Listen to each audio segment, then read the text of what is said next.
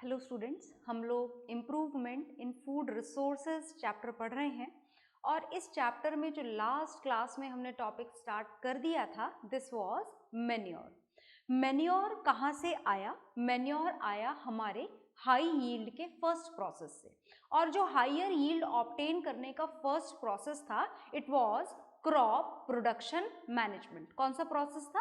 Crop production management. और crop production management में जो हमने सबसे पहला स्टेप जो कंप्लीट करने की कोशिश करी, वो पहला स्टेप कंप्लीट करने की कोशिश में हमारा पहला काम था न्यूट्रिएंट मैनेजमेंट। कौन सा मैनेजमेंट? Nutrient management. मतलब प्लांट को जितने भी न्यूट्रिएंट सप्लाई करने हैं उनको आपको मैनेज करना है। तो आपने देखा था लास्ट क्लास में कि अगर बात टोटल नंबर ऑफ न्यूट्रिएंट की जाए तो प्लांट्स में टोटल नंबर ऑफ न्यूट्रिएंट्स कितने रिक्वायर्ड होते हैं? 16 न्यूट्रिएंट्स रिक्वायर्ड होते हैं, जिसमें से कुछ एयर से मिल जाते हैं, कुछ पानी से मिल जाते हैं, and the most of the nutrient are going to be absorbed only and only by the roots and they has to be absorbed from the soil. मतलब ये न्यूट्रिएंट कहाँ से एब्जॉर्ब करेगा प्लांट? ये न्यूट्रिएंट एब्जॉर्ब करेगा plant soil में से। आ गई बात समझ में? Is it okay?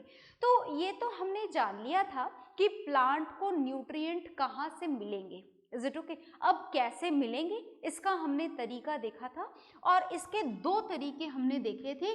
एक तरीका हमने देखा था मैन्योर और दूसरा तरीका हमने जाना था फर्टिलाइजर्स। तो हमें सबसे पहले किसके बारे में पढ़ना है?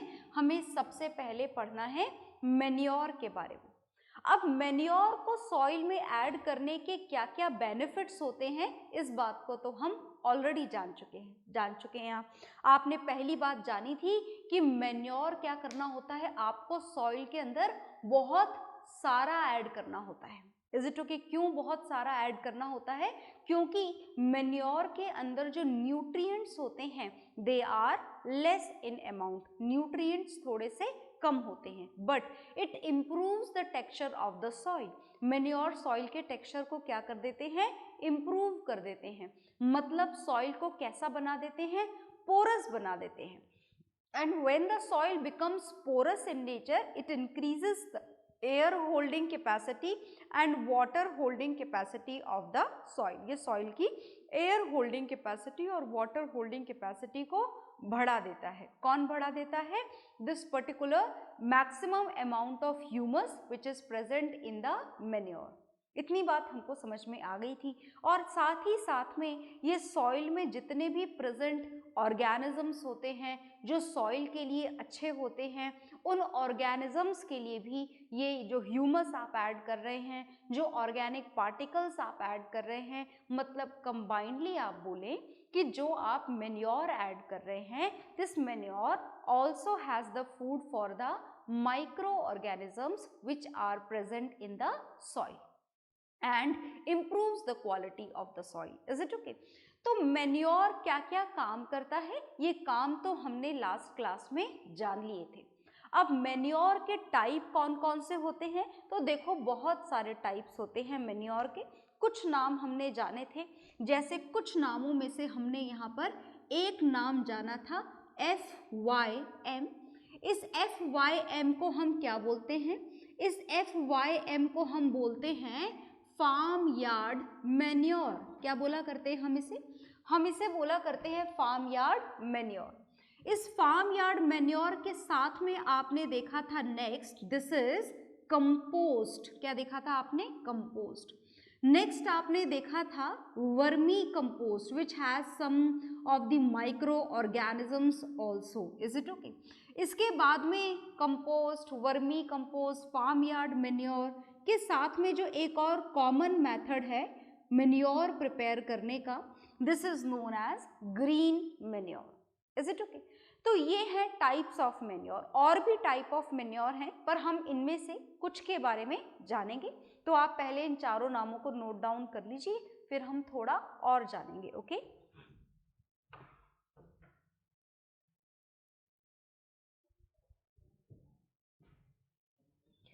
हाँ जी, तो आपने ये नोट डाउन कर लिए होंगे, और इनको नोट डाउन करने के बाद में जो हम जानने जा रहे हैं इन डिफरेंट मेन्योर के जो नाम आपके सामने लिखे गए हैं, इसमें से कुछ मेन्योर को किस तरीके से प्रिपेयर किया जाता है ये हम यहाँ पर जानेंगे। Is it okay?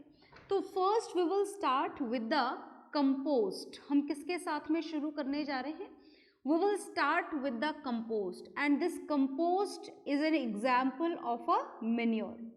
Manure की खास बातें और manure के functions आप already जान चुके हैं। तो फिलहाल हम जानने जा रहे हैं this first type of manure whose name is compost। क्या नाम है इसका? compost। अब अगर हमसे ये पूछा जाए कि how to prepare this compost, कैसे इसको प्रिपेयर किया जाता है, तो कंपोस्ट को प्रिपेयर करने के लिए पहले तो हम ये जानते हैं कि आखिर हमें चाहिए क्या। Is it okay?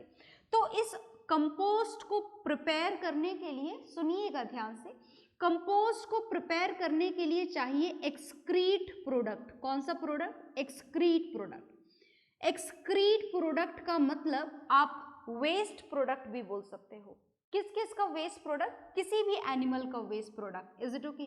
जैसे कि काउ डंग केक हो गया, जिसे आप हिंदी में गोबर बोलते हैं, फिर वो चाहे हॉर्स रिमूवल हो गया, हॉर्स वेस्ट हो गया, कोई सा भी एनिमल वेस्ट चलेगा।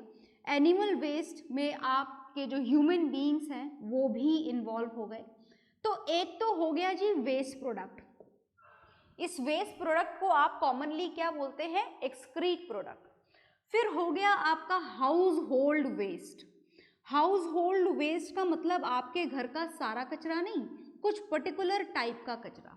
जैसे कौन सा कचरा? जैसे हो गए पील्स ऑफ फ्रूट्स, वेजिटेबल्स, इनके छिलके जो होते हैं बहुत सारे आपके घरों में निकला करते हैं। Is it okay? ये हो गया कचरा। दूसरा कचरा हो गया dead and decade leaves. Dead and decade leaves of the plant. ये मतलब आपको जितने भी बायोडिग्रेडेबल कचरे हैं वो ले लेने हैं। फिर हो गया sewage waste. Is it okay? इन सारे वेस्ट को आपको इन्वॉल्व करना है किसकी प्रिपरेशन के लिए? कंपोस्ट की प्रिपरेशन के लिए। और कहीं पर भी गड्ढा खोद करके आपको ये वेस्ट प्रोडक्ट इसके अंदर पर्टिकुलरली डाल देने हैं। इस प्रोसेस को होने में टाइम थोड़ा सा ज़्यादा लगता है। इस प्रोसेस को होने में टाइम लगता है 6 मंथ्स। और इस प्रोसेस के दौरान इसमें बहुत सारी केमिकल रिएक्शंस हो रही होती हैं। Some of them which are aerobic in nature. Aerobic in nature that means which requires oxygen gas to complete them, and some of the processes are involved anaerobic reactions, and anaerobic reactions are those which should not have oxygen in them, which is not at all going to be done in the presence of oxygen. That means these processes does not require oxygen gas at all. Is it okay? तो ये आपने पढ़ा। तो 6 महीने के बाद में इस पर्टिकुलर जो भी आपने यहाँ पर वेस्ट प्रोडक्ट्स डाले हैं, इन वेस्ट प्रोडक्ट के एरोबिक और अनएरोबिक डिकम्पोजिशन के बाद में इसके अंदर आपकी कंपोस्ट प्रिपेयर हो जाएगी। And by adding this compost to the soil you can improve its texture और वॉट एवर, जो भी आप जान चुके हैं अच्छी तरीके से। Is it okay? तो ये आपने कंपोस्ट फॉर्मेशन जान लिया है, आप इसे नोट डाउन कर लीजिए। ओके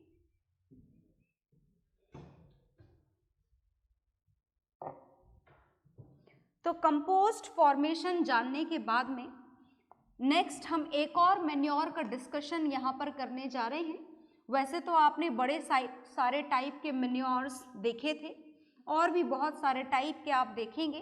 फिलहाल हम यहाँ पर सिर्फ एक और मेन्योर का डिस्कशन करने जा रहे हैं, and this is green manure. किसका डिस्कशन करने जा रहे हैं हम? ग्रीन मेन्योर का डिस्कशन करने जा रहे हैं।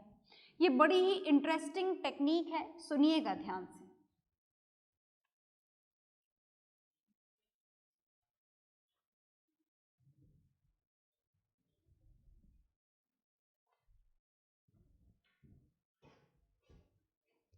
तो अब जो हम पढ़ने जा रहे हैं, this is again a type of manure, and this type of manure involves green manure. कौन सा मेन्योर यहाँ पे इन्वॉल्व है?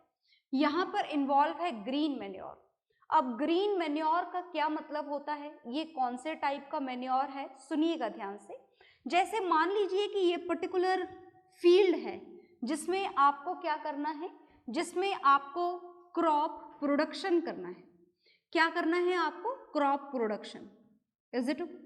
तो बजाय इसके कि आप ढेर सारा मेन्योर कहीं और से खरीद के ट्रक में लोड करवा के फिर आप अपने खेत में लाओ, उस खेत को में उसको पर्टिकुलरली वहां पर प्रॉपर स्प्रेड करो, इज इट ओके? उससे बेहतर ये तरीका है जिसे आप बोलते हैं the method of green manuring. क्या बोला जाता है इसको? ग्रीन मैन्योरिंग बोला जाता है।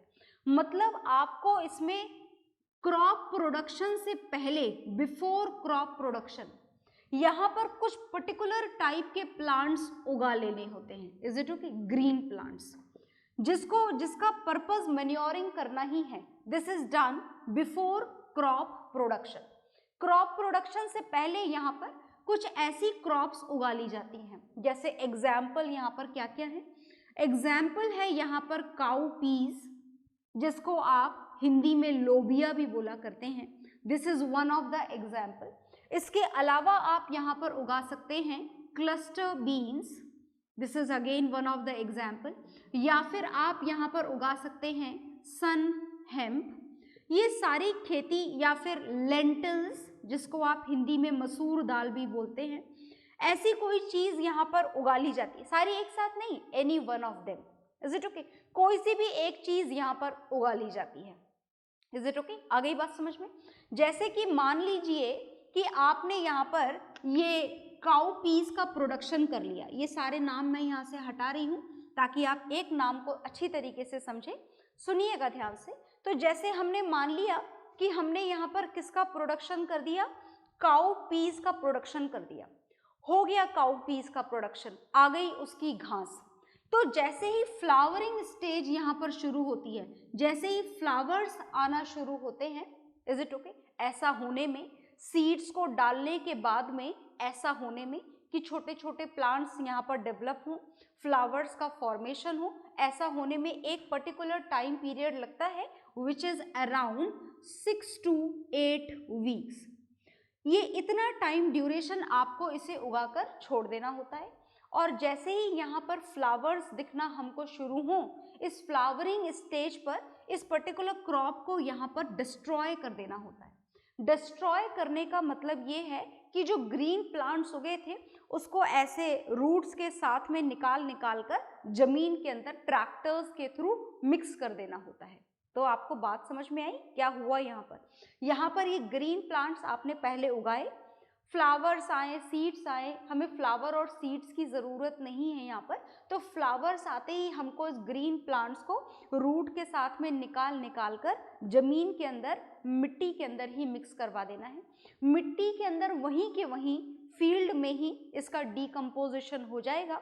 और डीकम्पोजिशन होने से इसी क्रॉप के अंदर एक ड्यूरेशन के बाद में, which takes about a duration of 2 months, जो लगभग 2 महीने का टाइम लेता है, और इसके बाद में यहाँ पर ग्रीन मैन्योर प्रिपेयर हो जाती है।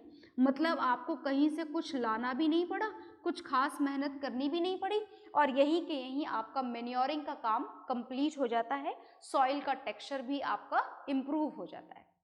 तो जो सारे नाम मैंने आपको बताए थे उनमें से और भी ऑप्शंस हैं, सिर्फ वही ऑप्शन नहीं है जो नाम आपको बताए गए थे, और भी बहुत सारे ऑप्शंस हैं। तो इन पर्टिकुलर तरीके से आप यहाँ पर वहीं पर फील्ड के अंदर ही रहते हुए मैन्योरिंग का जो प्रोसेस है वो कंप्लीट कर सकते हैं। Is it okay? तो आप ग्रीन मैन्योरिंग का ये एक एग्जाम्पल नोट डाउन कर लीजिए, और जो पुराने लिखवाए थे अगर वो नहीं करे हैं तो वीडियो को पीछे ले जाकर वो जो 2-4 नाम मैंने और लिखवाए थे उनको भी नोट डाउन कर लीजिए। ओके?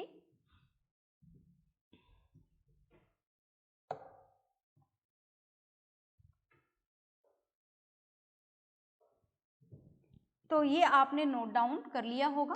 तो मैन्योर के हमने 2 एग्जाम्पल्स पढ़ लिए हैं। कुछ कमियों के साथ में मैन्योर के अंदर बहुत सारी खूबियां हैं, बहुत सारे स्पेसिफिक कैरेक्टर्स हैं। तो अब हमें जो पढ़ने हैं मैन्योर्स के बाद में जो टॉपिक हमको पढ़ना है, दीज आर द फर्टिलाइजर्स। अब हमको क्या पढ़ना है? अब हमको पढ़ने हैं फर्टिलाइजर्स। तो चलिए फर्टिलाइजर्स शुरू करते हैं। तो आपके जो न्यूट्रिएंट मैनेजमेंट प्रोसेस का सेकेंड पार्ट आप यहाँ पर स्टार्ट करने जा रहे हैं, और ये जो सेकेंड पार्ट आप स्टार्ट करने जा रहे हैं दिस इज फर्टिलाइजर्स। तो ये जो फर्टिलाइजर्स होते हैं और जो मैन्योर्स होते हैं, इन दोनों में एक बहुत ही मेजर डिफरेंस है कि जो मैन्योर होती है वो ऑर्गेनिकली प्रिपेयर की जाती है, नेचुरल तरीकों से प्रिपेयर की जाती है। आ गई ना बात समझ में? तो उसमें ह्यूमस का अमाउंट तो कम होता है, सॉरी ज़्यादा होता है, और जो न्यूट्रिएंट का अमाउंट है मैन्योर के अंदर वो बहुत कम होता है। आ गई बात समझ में? पर अगर बात फर्टिलाइजर्स की जाए तो ये जो फर्टिलाइजर्स होते हैं दे आर हैविंग न्यूट्रिएंट, जितने भी न्यूट्रिएंट इनके अंदर प्रेजेंट होते हैं, these nutrients are very high in amount in them. बहुत सारे न्यूट्रिएंट्स इनके अंदर प्रेजेंट होते हैं, न्यूट्रिएंट्स की कमी इनके अंदर नहीं होती है। तो simply you can say they are rich in nutrients, और इनके अंदर न्यूट्रिएंट्स की जो अमाउंट होता है वो ज़्यादा होने के कारण प्लांट्स को न्यूट्रिएंट्स बहुत सारे मिल जाते हैं और बहुत जल्दी मिल जाते हैं, और बहुत जल्दी प्लांट्स को न्यूट्रिएंट्स मिलने के कारण प्लांट की जो ग्रोथ की जो स्पीड होती है वो कैसी हो जाती है? बहुत ज़्यादा हो जाती है। प्लांट जल्दी जल्दी ग्रो कर देता है, प्लांट जल्दी जल्दी फ्रूट्स का प्रोडक्शन कर देता है, और जो फ्रूट्स की जो क्वालिटी होती है वो क्वालिटी भी बहुत बढ़िया हो जाती है। क्यों बहुत बढ़िया हो जाती है? क्योंकि आपने प्लांट को जरूरत के सारे न्यूट्रिएंट सप्लाई कर दिए। बट ये जो फर्टिलाइजर्स है they are rich in nutrient, they are having a very high amount of nutrient in them, but they don't have humus in them at all. इनके पास में ह्यूमस ऑर्गेनिक पार्टिकल्स प्रेजेंट नहीं होते हैं। किनके पास में नहीं होते हैं? फर्टिलाइजर्स के पास में। That means they are very good for growth, for fruit, for the quality of fruits, for everything they are very good. Is it okay? But they do not add any type of humus in the soil. ये humus add नहीं करते हैं. That means they do not improve the texture of the soil. ये soil के texture को improve नहीं करते. Do not improve texture of soil. And by the continuous use of fertiliser, जैसे आपने फर्टिलाइजर यूज करे, आपकी सॉइल बहुत बढ़िया हो गई, फटाफट न्यूट्रिएंट मिल गए, प्लांट्स की ग्रोथ बहुत अच्छी हुई, फ्रूट का प्रोडक्शन बहुत अच्छा हुआ, फ्रूट्स की क्वालिटी बहुत अच्छी हुई, पर सॉइल का टेक्सचर इंप्रूव नहीं हुआ, सॉइल को ह्यूमस नहीं मिला। इन दैट कंडीशन धीरे धीरे by the continuous use of fertilisers जो सॉइल है वो धीरे धीरे क्या होना शुरू हो जाती है? डैमेज होना शुरू हो जाती है। तो fertilisers immediately on the spot आपकी ग्रोथ को बहुत अच्छा कर देते हैं, क्रॉप प्रोडक्शन की, फ्रूट प्रोडक्शन बहुत अच्छा कर देते हैं, फ्रूट्स की क्वालिटी बहुत अच्छी कर देते हैं, but finally the end result of the use of fertiliser is that the soil is continuously going to move in the downward direction, the quality of soil goes on decreasing continuously. Is it okay? So the fertilizers are not the best option. You cannot say that fertilizer is the best option for the soil or for the crop production. But then also we are using these fertilizers a lot today. हम बहुत सारे fertilizers काम में ले रहे हैं क्योंकि ये आपको immediate result देते हैं और बहुत बढ़िया result देते हैं. Is it okay? आ गई बात समझ में? तो चलिए देखते हैं कि कौन कौन से फर्टिलाइजर्स हमारे लिए यूजफुल हैं. तो मैं उससे पहले इसको रफ करने जा रही हूँ, पर आप इसे नोट डाउन कर लीजिए कि प्लांट के लिए फर्टिलाइजर क्यों अच्छे होते हैं और क्यों अच्छे नहीं होते हैं. ओके? हाँ जी, तो आई होप आपने नोट डाउन कर लिए होंगे. तो हम कुछ मेजर फर्टिलाइजर्स के नाम यहाँ पर लिखने जा रहे हैं. देखिएगा क्या नाम है, मेन फर्टिलाइजर्स जो हैं उनके क्या नाम हैं, सुनिएगा ध्यान से. तो हम यहाँ पर फर्टिलाइजर्स के नाम लिखने जा रहे हैं. काम तो आप जान ही चुके हो, फर्टिलाइजर के लिख ही चुके हैं हम.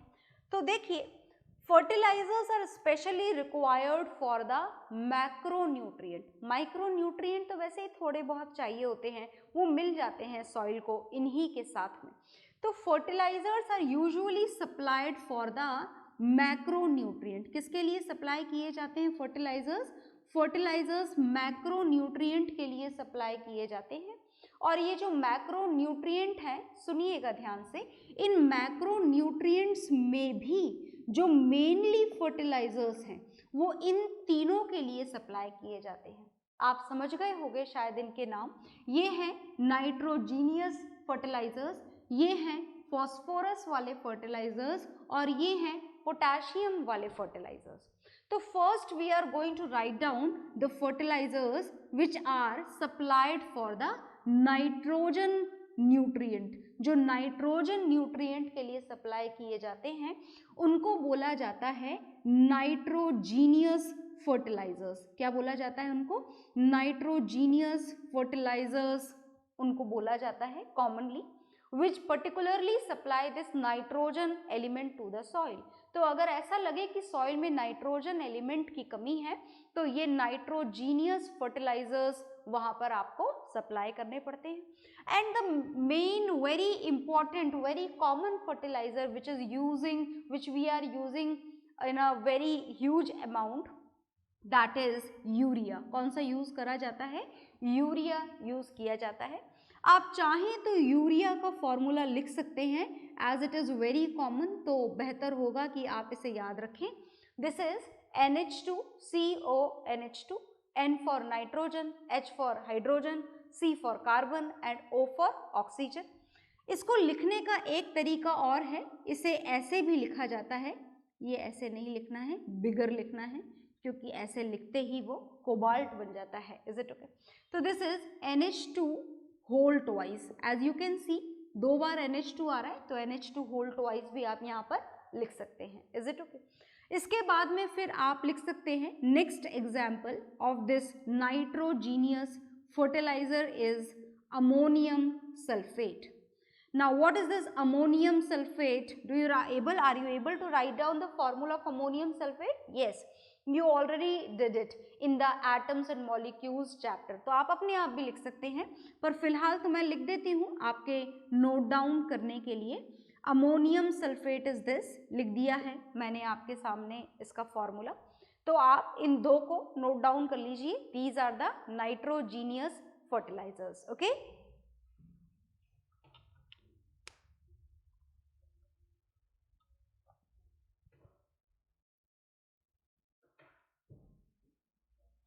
तो आपने ये नोट डाउन कर लिए होंगे। तो ये आपने देखे नाइट्रोजीनियस फर्टिलाइजर्स।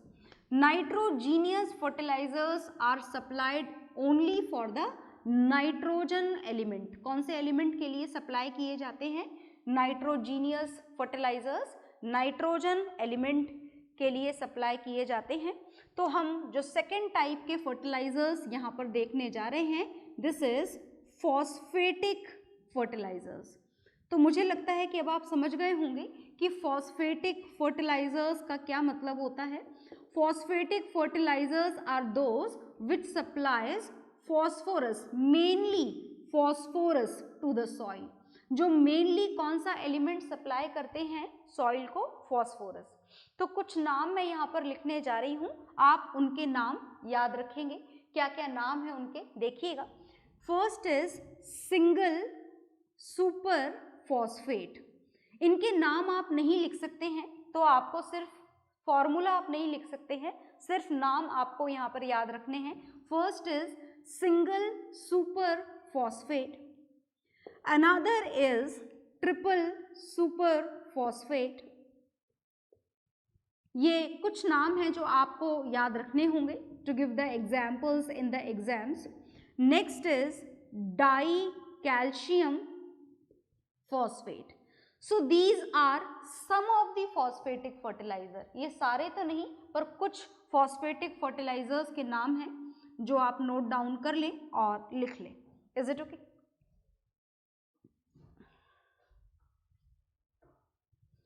हाँ जी, तो आपने ये नोट डाउन कर लिए होंगे। तो ये नोट डाउन करने के बाद में आपके फॉस्फेटिक फर्टिलाइजर्स कंप्लीट हो गए हैं। और फॉस्फेटिक फर्टिलाइजर्स के बाद में अब हमको तीसरा देखना है। तीसरा का मतलब who symbol is K, that means potassium. The fertilisers which supply potassium a lot. तो अब हमको पोटेशियम वाले फर्टिलाइजर्स देखने हैं। तो पोटेशियम वाले फर्टिलाइजर्स को बोला जाता है potassic fertilisers. Is it okay? Which provides which supplies potassium a lot.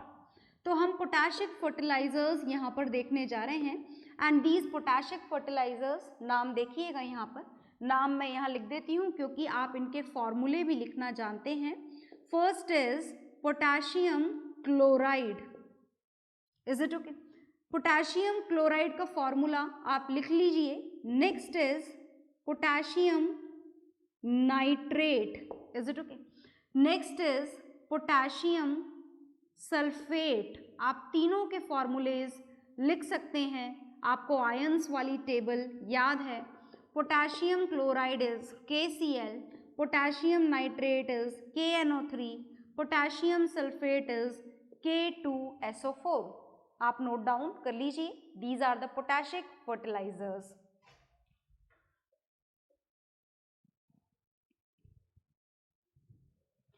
तो पोटाशिक फर्टिलाइजर के बारे में आपको पता लग गया कि इनका क्या काम होता है। अब पोटाशिक फर्टिलाइजर के बाद में आपको क्या जानना है, देखिएगा ध्यान से। पोटाशिक फर्टिलाइजर के बाद में आपको कुछ कॉम्प्लेक्स फर्टिलाइजर्स जानने हैं। कॉम्प्लेक्स फर्टिलाइजर्स का क्या मतलब होता है?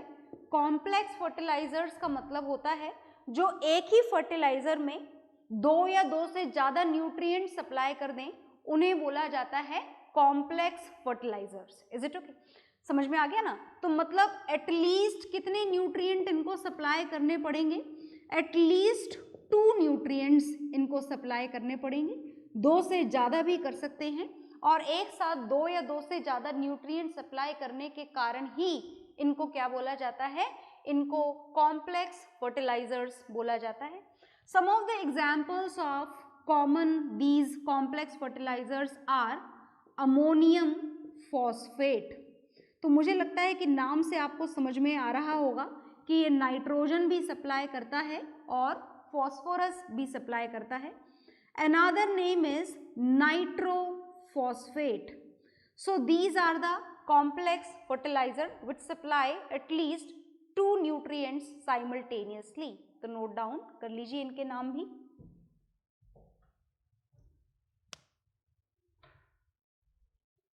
तो कॉम्प्लेक्स फर्टिलाइजर्स के बाद में अब आपको फर्टिलाइजर्स की जानकारी हो चुकी है। आपको पता लग चुका है कि फर्टिलाइजर बहुत थोड़े से एक छोटे से पैकेट में लाने होते हैं और अपने फील्ड में डाल देने होते हैं। बड़ी ही आसानी से ये सॉइल में एब्जॉर्ब हो जाते हैं।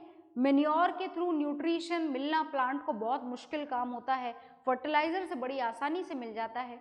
और ऐसे कुछ और भी डिफरेंसेस हैं फर्टिलाइजर्स और मेन्योर्स के बीच में, but all we will see in the next class. Okay, bye everyone.